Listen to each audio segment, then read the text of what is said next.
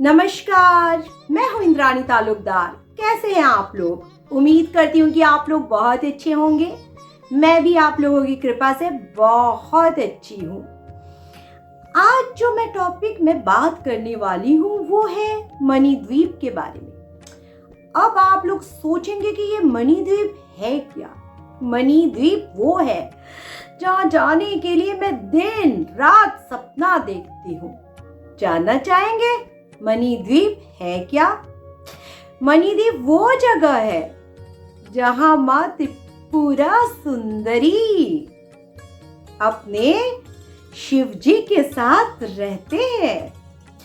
जिन भक्तों ने धरती में, पृथ्वी में माता की खूब पूजा पाठ किया, श्रवण कीर्तन किया, स्तुतियां गाई, दिन रात माता माता करते रहे, वो लोग जब अपना शरीर को छोड़ेंगे तो मणिद्वीप जाएंगे। आप मणिद्वीप तक इस शरीर के साथ भी जा सकते हो। कैसे शरीर के साथ जा सकते हो? सौंदर्य लहरी में आदि गुरु शंकराचार्य ने मणिद्वीप के बारे में वर्णन किया हुआ है कि माँ का जो धाम है वो कैसा दिखता है, किस तरीके से बनाया गया है, सब कुछ। और उसी की वर्णन को अगर हम लोग श्रवण करते हैं या विजुलाइज करते हैं, मेडिटेशन में उसको विजुलाइज करने की कोशिश करते हैं, तो एक दिन ऐसा आएगा कि हम जब ये शरीर छोड़ेंगे तो हम डायरेक्ट जो है मणिद्वीप जाएंगे। और जब तक हम इस पृथ्वी लोक में रहते हैं शरीर छोड़ने के पहले, तब तक हमको अपनी जिंदगी की सारी खुशियां, सारी ऐश्वर्य, हर चीज, आनंद, खुशी, हर एक चीज हमें मिलता रहेगा। क्योंकि माँ ने तो हमें प्रॉमिस किया है ना कि मैं तुम्हें एक हाथ से मोक्ष तो एक हाथ से भोग। अब मोक्ष की जरूरत तो इस धरती में तो है नहीं ना, तब हमें क्या चाहिए? हमें भोग चाहिए। अब बाद में हमें मोक्ष चाहिए। तो मैं आपको बताऊंगी कि सौंदर्य लहरी में आदि गुरु शंकराचार्य ने किस तरीके से वर्णन किया था, किस तरह से मणिद्वीप के बारे में लिखा था। मणिद्वीप कैसा है, आप मणिद्वीप के वर्णन को विजुलाइज करना, आप मेडिटेट करना, या फिर अगर आप मेडिटेट कर नहीं सकते हो, ये विजुअलाइजेशन कर नहीं सकते हो, तो इसको श्रवण करना। श्रवण करते करते एक टाइम आ जाएगा कि आप विजुलाइज कर सकोगे। अगर आप फिर भी विजुलाइज नहीं कर पाए तो आप इसको श्रवण ही करना, फिर आपको जो है मोक्ष और भोग दोनों ही पक्का। ठीक है? मणिद्वीप है कैसा? मणिद्वीप देखिए, सुधा सागर है। सुधा सागर के बीच में मणिद्वीप है। बहुत ही दुनिया भर की सुंदर सुंदर रत्नों से मणिद्वीप सजा हुआ है। मणिद्वीप में बहुत सुंदर सुंदर वृक्ष है, देन पार्क है, उद्यान है। थोड़े से आप आगे जाओगे तो पहाड़ है, पहाड़ से फिर आगे जाओगे तो आपको माँ का महल दिखेगा। माँ का महल का नाम है चिंतामणि ग्रह। अगर आप चिंतामणि ग्रह तक पहुंच गए तब भी आपकी सारी, जितने भी आपकी विशेष है ना, सारी फुलफिल। अब विशेष का करोगे क्या? माँ ही मिल गई तो विशेष का करोगे क्या? छोड़ो विशेष। अरे मणिद्वीप की जब आप एंट्री करोगे ना, वहां के कल्प वृक्ष को देखते ही आपकी विशेष पूरी हो जाएगी। और आपको मैं एक बात क्लियर कर दूं, जब आप माता की पूजा अर्चना करने लगोगे, ठीक है, श्री यंत्र की हम पूजा करते हैं ना, श्री विद्या में माता की पूजा करते हैं ना, तो श्री यंत्र की पूजा करते टाइम पे जो भोपुर है, भोपुर मतलब श्री यंत्र का जो गेट है, माता तक तो पहुंचने के लिए बहुत सारे आवरण है, क्रॉस करना पड़ेगा।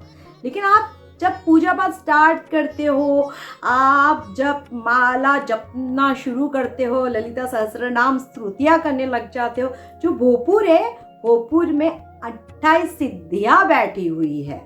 28 सिद्धियां आपकी छोटी से छोटी विशेस और बड़ी से बड़ी विशेस फुलफिल कर देती है। कहते हैं ना, अलिमा सिद्धे, लघिमा सिद्धे, गरिमा सिद्धे, महिमा सिद्धे, असिद्ध सिद्धे, वसिद्ध सिद्धे, सर्व काम सिद्धे।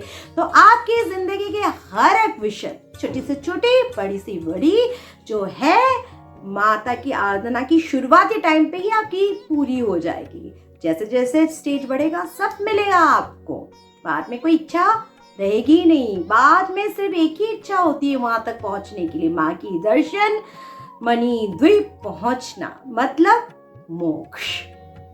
चलिए अब मैं आपको मणिद्वीप का वर्णन करती हूँ। आपको विजुलाइज करते टाइम पे आपको हर एक चीज जैसे मैं बताऊंगी ना, वैसे ही डिटेल में आपको जो है विजुलाइज करना है। इसीलिए आपको इसको बार बार सुनना होगा, याद रखना होगा। और जो लोग विजुलाइज नहीं कर सकते उनको भी सुनना है, तो एक टाइम आ जाएगा कि विजुलाइज कर लोगे।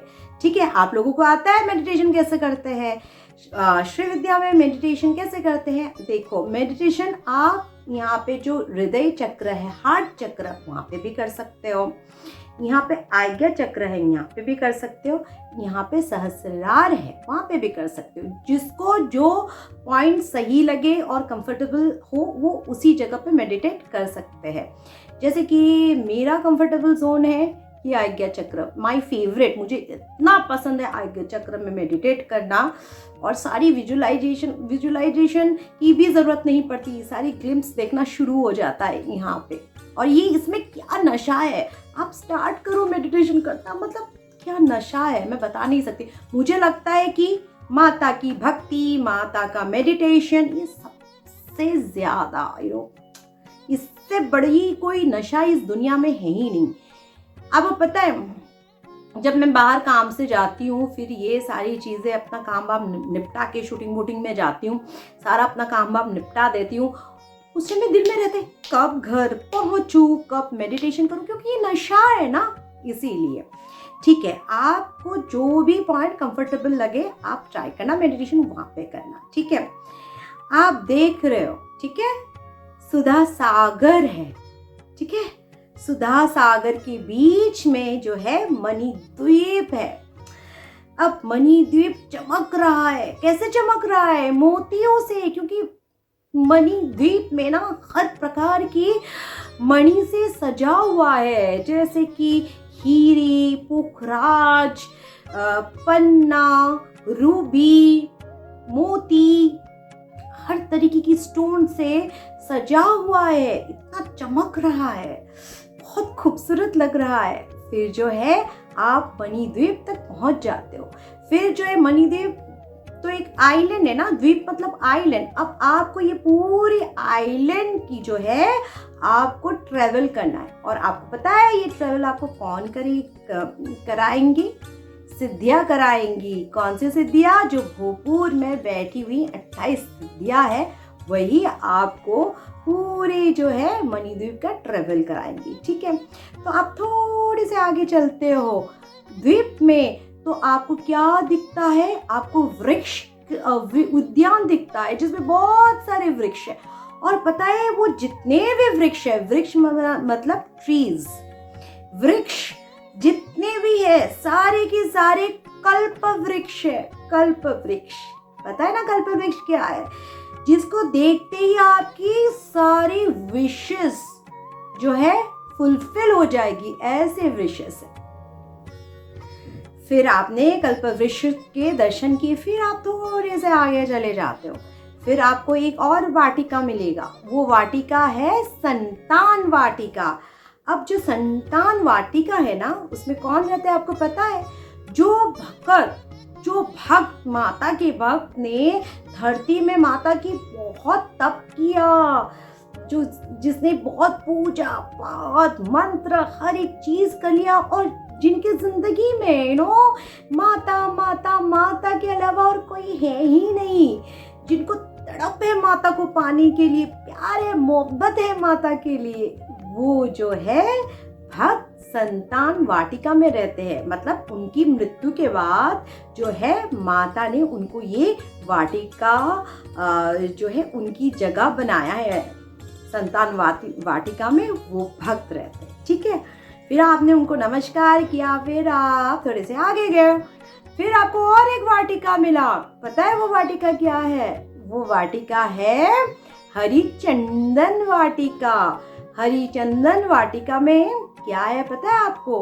हरिचंदन वाटिका में जिन भक्तों ने धरती में माँ की बहुत ज्यादा सेवा की थी, बड़ी उच्च कोटि के भक्त थे, जिन्होंने माता की सेवा किस प्रकार की थी? चंदन का लेप लगाती थी माता को, केसर का लेप लगाते थे। वो लोग, वो भक्त जो है हरिचंदन वाटिका में माँ ने उनको जगह दिया। फिर आपने उनको नमस्कार किया, फिर आप थोड़ी से और आगे जाते हो, फिर आपको बहुत सारी वाटिका मिलते हैं, जैसे पारिजात वाटिका, मंदार वाटिका, कदम वाटिका, अलग अलग वाटिका। और उन वाटिकाओं में वो उच्च कोटि के भक्त रहते हैं, जिन्होंने धरती पे रहते हुए माता की खूब पूजा अर्चना की, और उन्होंने फूलों का सेवा किया माता के लिए पुष्प का हार बनाया, तोरण बनाया, पुष्प से माँ की अभिषेक किया। हर एक चीज़ उन्होंने सत्य पथ में रहते हुए माता की इस तरीके की सेवा किया।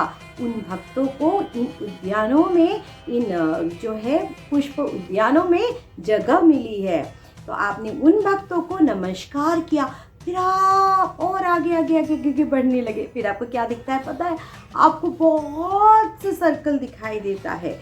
आपको बहुत से अलग अलग रत्नों के सर्कल दिखाई देते हैं, जैसे कि हीरे की सर्कल दिखाई देते हैं, हीरे की सर्कल, फिर जो रूबी के सर्कल, फिर जाते हो आप थोड़े से पन्ना के सर्कल, तो आप थोड़ा सा और जाते हो तो कोरल के सर्कल। ऐसे ऐसे 9 अलग अलग आपको सर्कल दिखाई देंगे, 9 अलग अलग रत्नों के।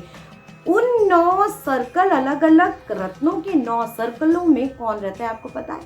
जिन भक्तों ने धरती में माता की खूब सेवाएं की, उच्च कोटि के भक्त जिन्होंने माता की खूब सेवा की, और उन्होंने माता को अभिषेक किया। किससे किया? इन मोतियों से किया, मणियों से किया। उनको वहाँ में जगह मिल जाती है। आप ये मत सोचना कि दुनिया भर की खराब काम कर लिए, कर्म खराब किए, कुछ नहीं किया, पूजा पाठ बस अभिषेक कर लिया तो जगह मिल जाएगी, ऐसा नहीं है। सारे रूल्स एंड रेगुलेशन को फॉलो करते हुए, पूजा पाठ करते हुए, और ये ऐसे माता को अभिषेक करने की बाद ही आपको वहाँ पे जगह प्राप्त होगी। और पता है उधर के भक्त क्या कर रहे हैं? रत्नों से वहाँ पे भी वो लोग जो है रत्नों से जो है उनकी नगरी को बहुत खूबसूरत से सजा रहे हैं। कोई ऐसा क्योंकि माता और पिता शिव और शक्ति तो कहीं पे भी कभी भी आ सकते हैं ना, क्योंकि वो श्रीनगर है, माता का जो है दिव्य धाम। शिव पार्वती कहीं पे भी आ जाते हैं, उद्यानों में आ जाते हैं, पार्क में आ जाते हैं, उन सर्कलों में आ जाते हैं रत्नों से बना हुआ।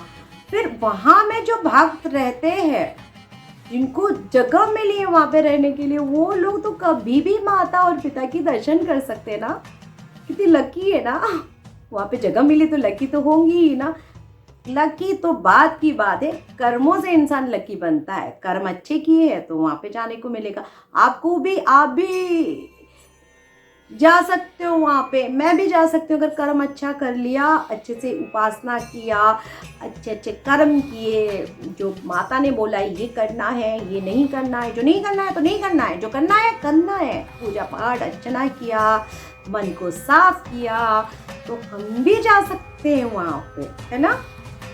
फिर जो है आप थोड़े से आगे और जाते हो, जाते आप दूर में आपको एक महल दिखाई देता है। बहुत खूबसूरत सा सोने का महल है। महल के पहले आपको हजार जो है स्तंभ दिखाई देंगे। आप जो है उसमें प्रवेश कर जाते हैं। फिर आपको ना एक लेक दिखाई देगा। लेक, उसमें पानी नहीं है, उसमें अमृत है, अमृत का लेक आप देखते हो वहाँ पे। फिर जो है आप फिर से थोड़े से आगे चले जाते हो, फिर पता है आपको क्या दिखाई देगा, और एक और लेक दिखाई देगा जिसका पानी इतना क्लीन है, इतना क्लीन है कि आपको अलग अलग रेड, येलो, पिंक जैसा भी लाइट का रिफ्लेक्शन है ना, उसी वैसा रिफ्लेक्शन पानी में आ रहा है। कभी कभी रेड दिख रहा है, कभी येलो दिख रहा है, इस तरीके का। आपने वो दर्शन किया, फिर आप थोड़े से आगे चले गए, फिर आपको जो है एक गार्डन दिखाई देगा, एक उद्यान दिखाई देगा। पता है वो उद्यान बहुत ज्यादा स्पेशल है क्योंकि वहां पे बाला त्रिपुरा सुंदरी जो है तप करती है। फिर आपका जो दर्शन है, आपने बाला त्रिपुरा सुंदरी के दर्शन कर लिया, आपने नमस्कार किया, दर्शन किया बाला त्रिपुरा सुंदरी। आपने धरती में तो माता की जो है बाला त्रिपुरा सुंदरी की बहुत अर्चना की थी। हम लोगों को सबसे पहले बाला मंत्र ही मिलता था ना, तो हम लोगों ने तो बहुत लाखों करोड़ों जप किया है। तो फिर अब सोचा बाला दिख गई, कैसा लगेगा? ओह माय गॉड, बहुत खुश हो जाओगे ना। फिर आपने दर्शन किया बाला त्रिपुरा सुंदरी की, फिर आप आगे चले गए। आगे आपको क्या दिखता है पता है? आगे आपको दिखाई देगा माँ जहाँ श्रृंगार करती है, वो जगह दिखाई देगा। वो जगह पे बहुत खूबसूरत है, माँ की ज्वेलरी रखी हुई है, वहाँ पे माँ की क्लॉजेट्स है, मतलब बहुत खूबसूरत जगह। फिर आप धीरे धीरे आगे जाते हो, फिर आपको एक खूबसूरत सा लेक दिखाई देता है। वहाँ पे बहुत अलग अलग कलर का, रेड, येलो, सुनहरे कलर का कमल खिला हुआ है, इतना खूबसूरत लेक। और लेक के अंदर पता है क्या है? लेक के अंदर जो है एक बहुत खूबसूरत सा महल है। आप अब महल के अंदर जो है प्रवेश करते हो। जो महल है ना, महल में 4 द्वार है। उन 4 द्वारों में कौन है पता है आपको? 4 वेद है।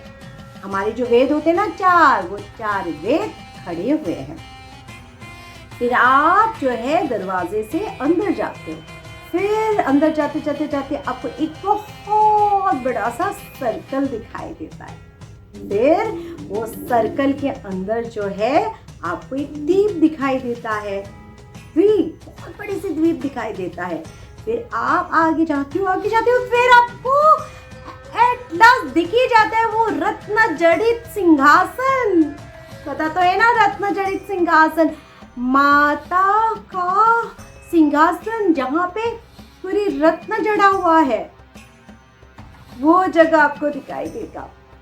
ओह माय गॉड, कैसा लग रहा है? माँ बैठी हुई है वहाँ पे रत्न जड़ित सिंहासन में। सारे देव, विष्णु, ब्रह्मा, महेश, ईशान माँ के पास ही है। लक्ष्मी और सरस्वती, कमलांतिका और मातंगी भी माँ के पास में ही खड़ी हुई है। और जो रत्न जड़ित सिंहासन के बारे में बताते हैं कि उसकी जो वो बनाया हुआ, उसके कुशन्स जो है वो जो है हंस के फेदर से बना हुआ है। माँ के सिंहासन में रेड कलर की चादर है, उसमें माँ बैठी हुई है। और माँ के ऊपर एक छतरी है और माँ के पीछे भी रेड कलर का एक पर्दा लगा हुआ है, महामाया का पर्दा। इस तरह आपको इमेजिन करना है, इस तरह से आपको विजुअलाइज करना है, क्योंकि ये जो मैंने आपको बताया है ये मणिद्वीप है। मैंने जो आपको ये सब बताया है यही है मणिद्वीप, जहाँ माँ रहती है, जहाँ हमें जाना है शरीर छोड़ने की बाद। तो आप वहाँ तक पहुँच गए, राइट? अब आप जो है माता की पूजा अर्चना करेंगे वहाँ पे जाके। यही विजुअलाइजेशन आपको रोज करना है। अगर आप विजुअलाइज नहीं कर सकते हो तो आपको इसको श्रवण करना है, क्योंकि ये बहुत ही दिव्य कथा है माँ के धाम के बारे में, जो आदि गुरु शंकराचार्य जी ने सौंदर्य लहरी में लिखा है। माँ के धाम के बारे में। हम इस तरीके से इसी शरीर में अगर रोज़ सोचेंगे, रोज़ मेडिटेशन करेंगे, विजुलाइज करेंगे, तो हमको अपनी ज़िंदगी में ही सारी खुशियाँ, सारी चीज़ें माँ दे देगी।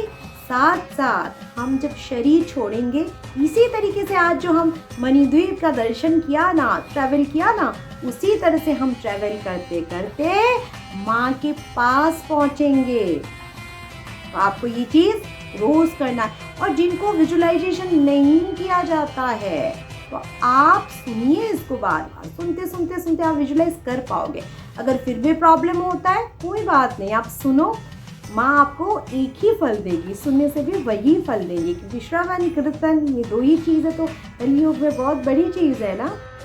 अब आप मुझे बताइए कि आपको मेरी वीडियो कैसी लगी। अगर आपको मेरी वीडियो अच्छी लगी तो मेरे वीडियो को लाइक कीजिए, शेयर कीजिए और कमेंट कीजिए।